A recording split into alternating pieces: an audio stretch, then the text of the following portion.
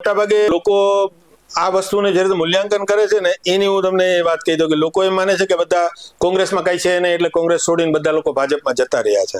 એટલે ભાઈ ભાજપ તો સત્તા ઉપર છે તો એ કઈ શું હોલસેલમાં લેવા બેઠી છે?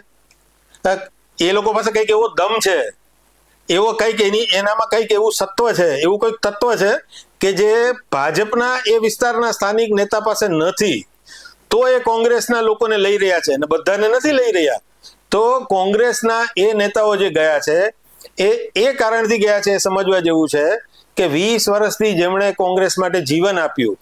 તમને એક ઉદાહરણ આપું કે જવાહર ચાવડા કે જે સતત 4 ટર્મથી કોંગ્રેસમાંથી જીતતા હતા, વિઠ્ઠલભાઈ રાદડિયા એ પોતે ભાજપમાંથી પણ જીતે, રાજપમાંથી પણ જીતે ને કોંગ્રેસમાંથી પણ જીતે.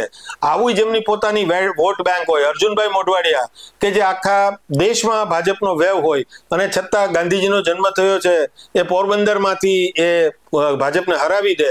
તો આવા સ્ટ્રોંગ નેતાઓ ત્યારે જ જાય કે જ્યારે એમને દૂર દૂર સુધી પોતાની પાર્ટીનું પોતાનું ખુદનું કોઈ ભવિષ્ય ના લાગે.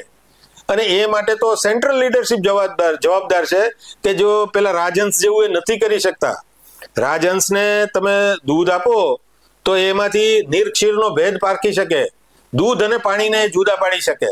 તો સાચી લીડરશિપ એને કહી શકાય કે જેને ખબર છે કે કેટલા આમાં સાચા હીરા છે અને કેટલા ખોટા છે.